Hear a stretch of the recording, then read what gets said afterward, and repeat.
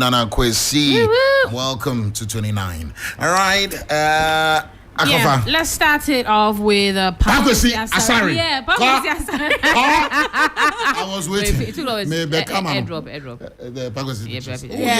Kwesi of Media General. Kwesi Asare of Media General. Host of News 360, Business Focus. Like Vex. In fact, a happy Vex. You happy Vex. Yeah. So we're congratulating him because he is now the news. I think 2023 BBC News Comlat Duma Award winner, recipient for this year, and he's actually literally trending on Twitter, by the way. So that alongside first Ghanaian, and it was established in 2015, and it's been the awards the awards has been going on for a while, and then this is our very first Ghanaian person taking it, and we're really excited, and also talking.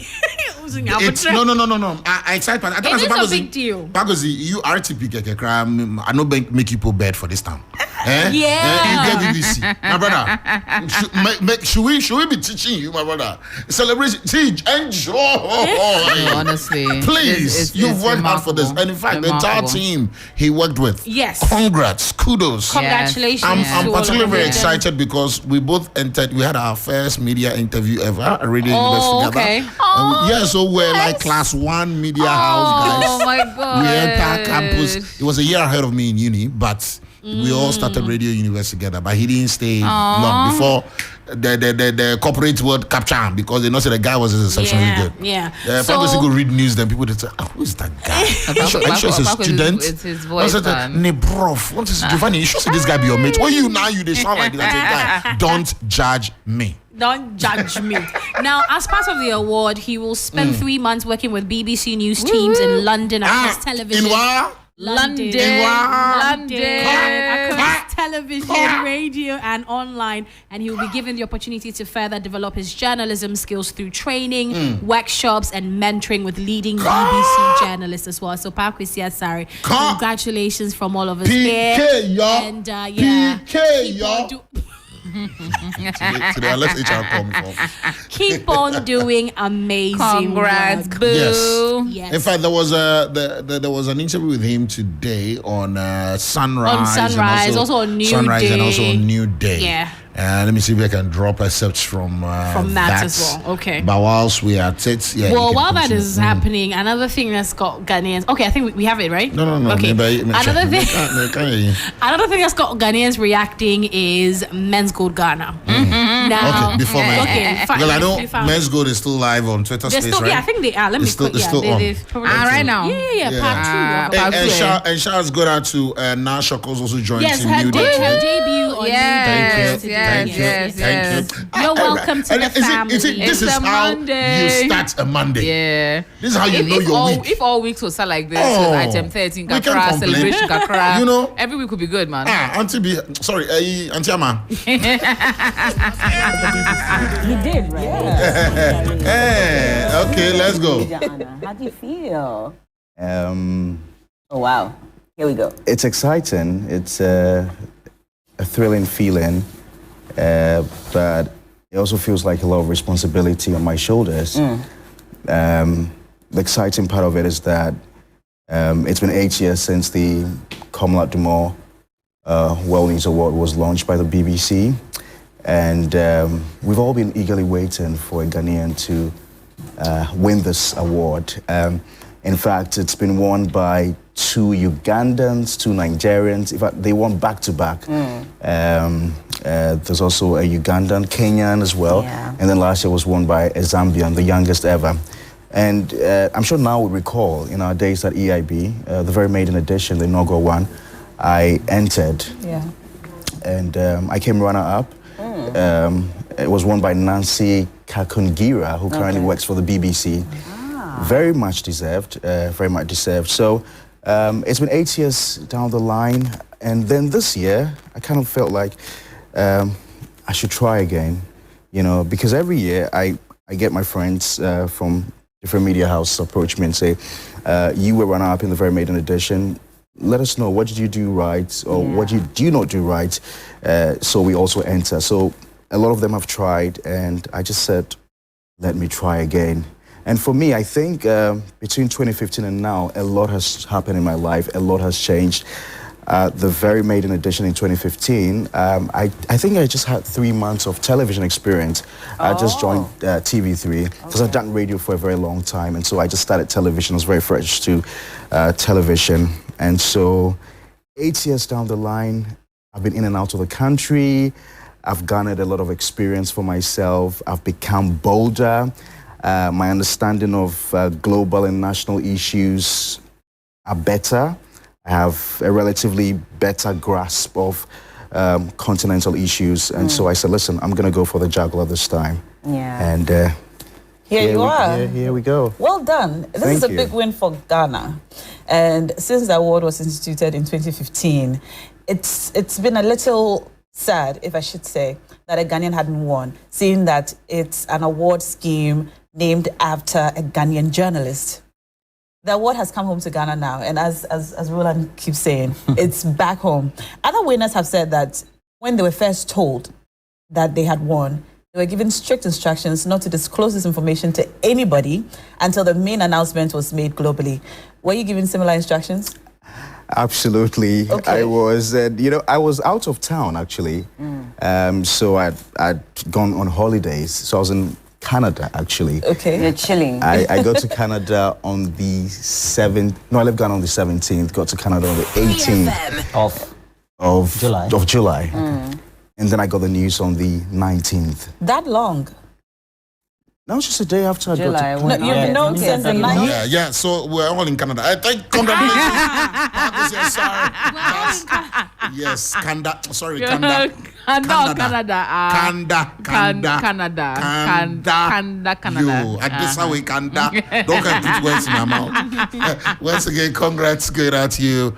I didn't even know it was the first runner-up for the maiden edition. I know. I'm now finding out. That is such a full circle moment, man. And actually, you also read he has actually come closer a couple of times as well. Really? So it's not like you just ran up, bam, we go carry. No. Guys, lessons in there. Must I tell you everything? We are so proud of you, sir. We are so. Wow, he's not here physically. Yes.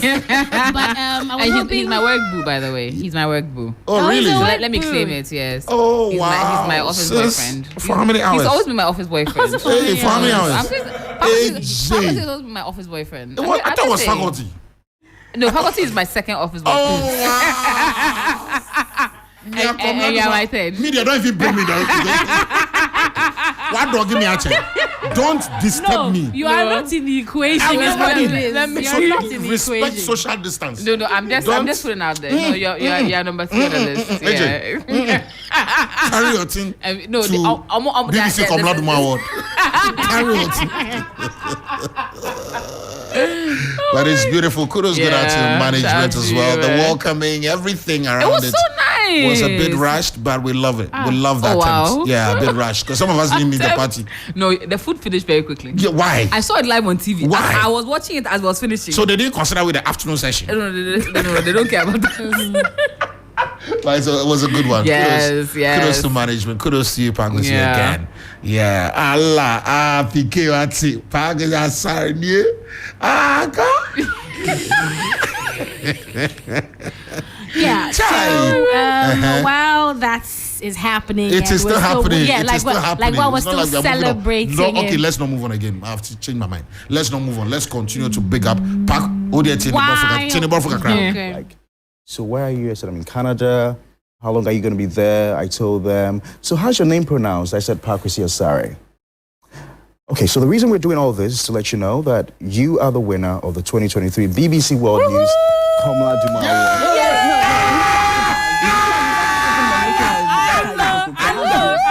Oh my God, the BBC is going to release a trailer very soon. Today or tomorrow. So they actually recorded that. Oh my. Yes, so they'll release that trailer. Did you wear a nice suit? Well, I was in a suit. You were sitting, right? So they didn't see if you were in shorts? No. Initially, I was sitting, but they couldn't hear me well, so I had to stand. And so they recorded my reaction, the excitement. Give us a pre-trailer to the trailer. Oh, I was just elated. I'm sure they wanted drama. I gave them one. Were there other people in the house? Where I was? Where you were? No, I actually told them I was with my friends. I told them I had a very important interview.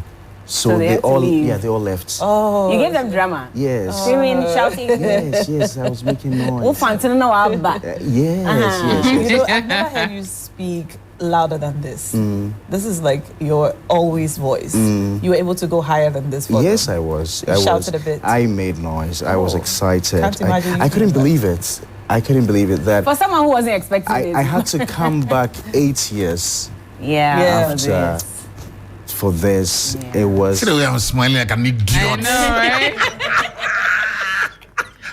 I even forgot my mic was on. If I had said something off air, think you were off air. I'm Paul. I mean, in the moment, be simu dre say, Govani, where do you mean? Beyond extreme. No, but yeah, okay. We'll have more of that later. Yes. Congrats to you, Paddy. So while we're on the celebrations Yes. and accolades, so Deborah Akwa, a Ghanaian high jumper and national record holder, has criticized the country's neglect despite missing out on a bronze medal at the Commonwealth Games in 2022 due to injury. Now, Akwa attributed her inability to qualify for the finals of the women's long jump to an injury she has carried for more than 1 year. Now, the 27-year-old picked up an injury in July last year during the World Championships in Oregon, USA, a week before the start of the Commonwealth Games in Birmingham. Now, she revealed she initially wanted to pull out of the competition to focus on recovery, but some Ghanaian officials convinced her to compete with assurances that they would support her to undergo surgery after the championships. Desperate for help, she agreed and produced her best performance yet, a new national record jump of 6.94 seconds to secure a bronze medal, one of Ghana's 5 medals at the competition.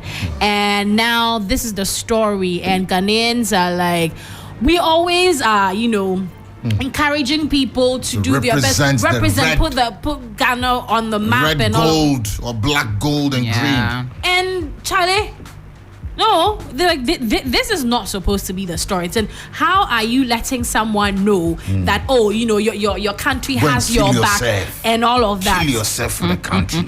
You kill yourself, finish now. They look to bury you. We're using kill yourself. I was thinking represent your country. Kill yourself is very harsh. It's but very it displays my right intention. Yeah, I get what you mean. Yeah. So that conversation is also happening on the timelines, and as I mentioned earlier, Men's Gold, now they have announced the cancellation of their, they were doing the whole paid customer validation process.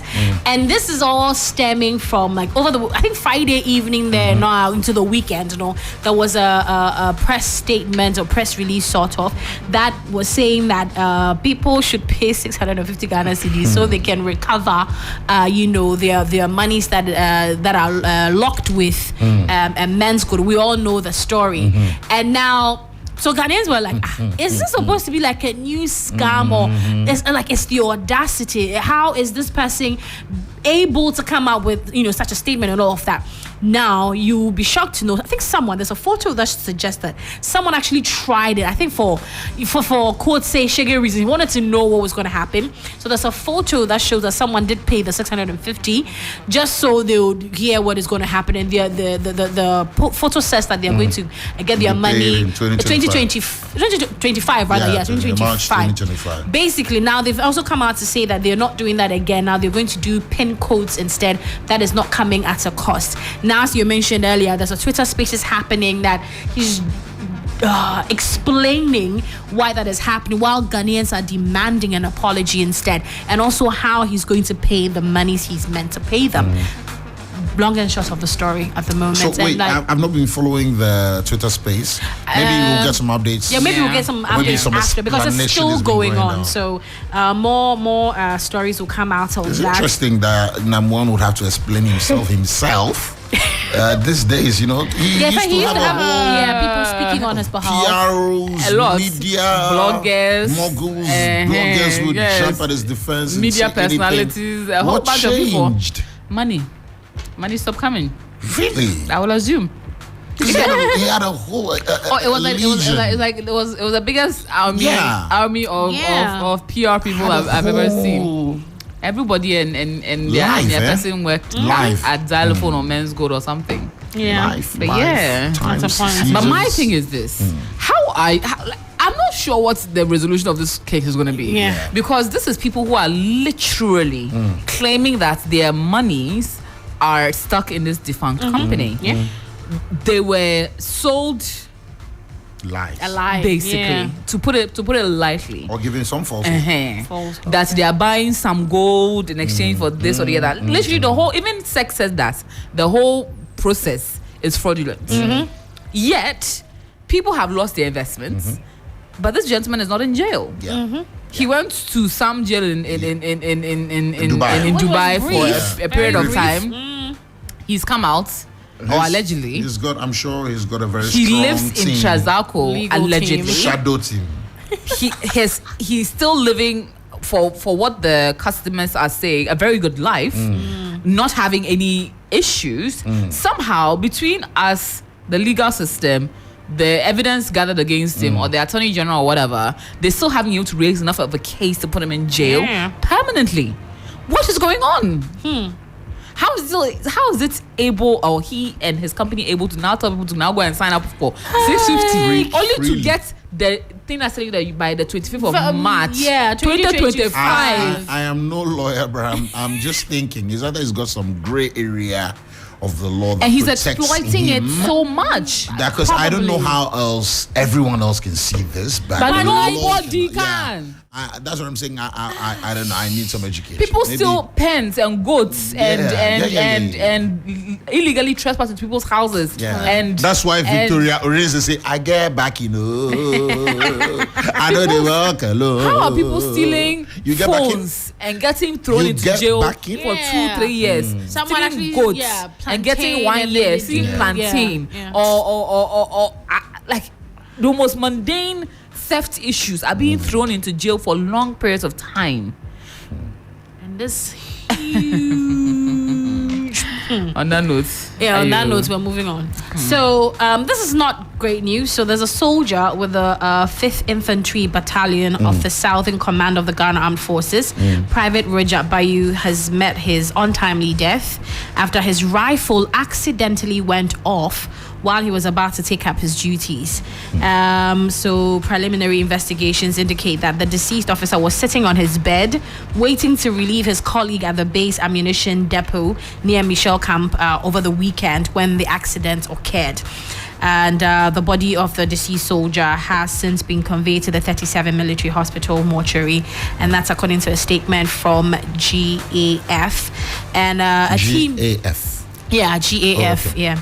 Now, a team from the homicide unit of the Ghana Police Service, they've also been at the scene. They're collaborating with the military police in investigations. Now, the story broke over the weekend, Sad. and people were reacting to it because, especially for someone, to have gone through the process to be a military person, then the education is, how to handle a rifle. And so people were wondering what might have gone wrong or what might have happened. And so that conversation is also happening on the timeline. And a British nurse, before I go, has been sentenced to life in prison without the possibility of parole today, Monday, August 21, 2023, for the murders of 7 babies and the attempted murders of 6 others at the UK hospital where she worked. And this story... Like a movie, huh?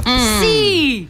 And somehow this didn't attract anybody's attention. One of the doctors raised, the attention of the management, but then because he's half Indian, on the time of the conversation is like, because he is not part of like the majority sort of, they didn't believe it. At that point, it's like he had to apologize to this nurse for a hostile working environment, sort of. Yeah, because then they believe that he's making it difficult for the lady to go about her regular duties. And then she told the man to his face that I'm coming to work. It's either you're working with me or you're not working. Are you going to work with me? And then so the man didn't have a situation, like a choice. He had to say, well, yeah, I'm working with you if you are on duty that day.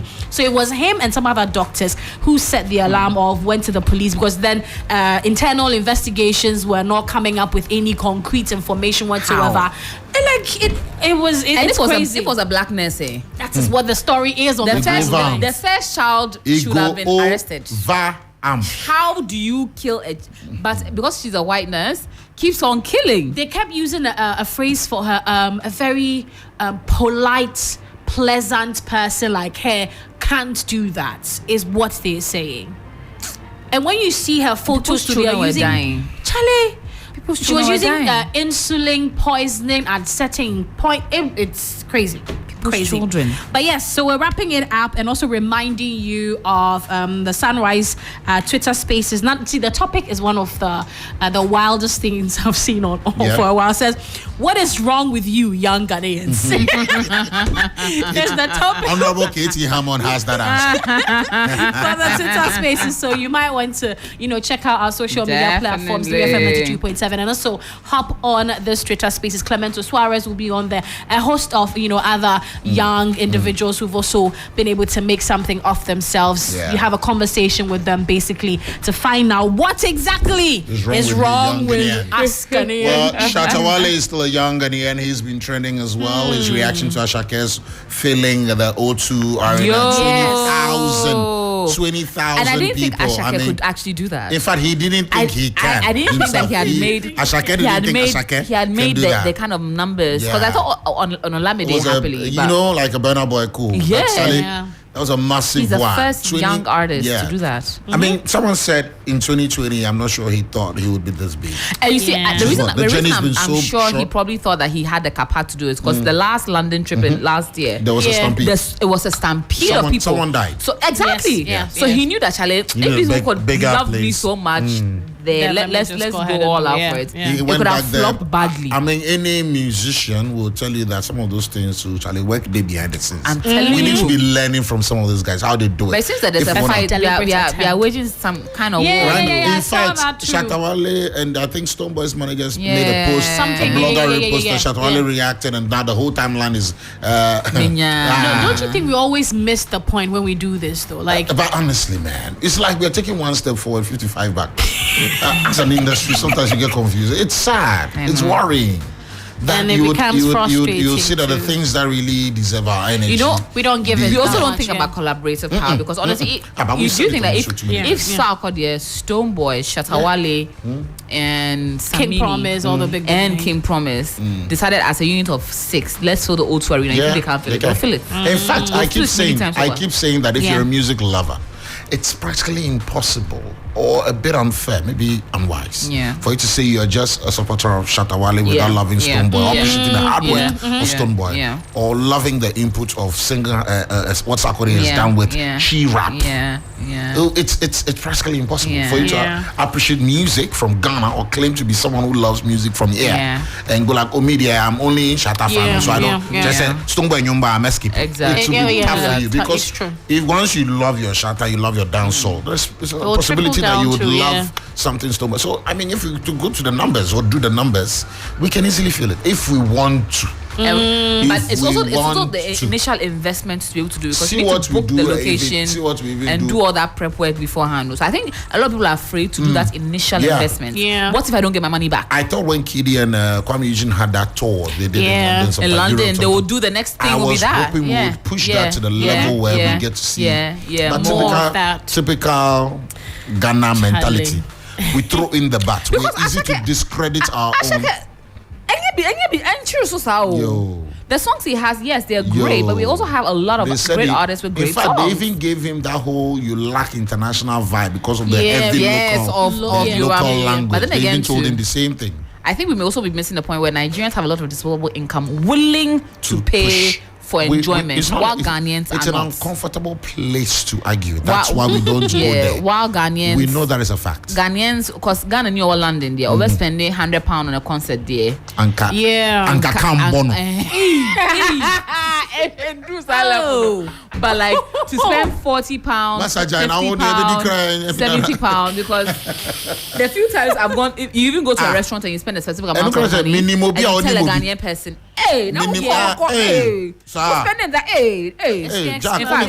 only how many hours am I to the point that if you even take Ubers like £20, £30, 20, they look at you like, hey, you say pound, one for bus, exact or train, and my one to like £7, £5, £3, £2, rather than taking £20 Ubers. Thank you very much. Yeah. Because literally, I had someone who went to the UK recently, and in his meeting up with people, was like, "Oh, he's in Ubers. You're gonna saw how? Hey, what come off Uber? You're gonna saw Overblow, Nana. bro.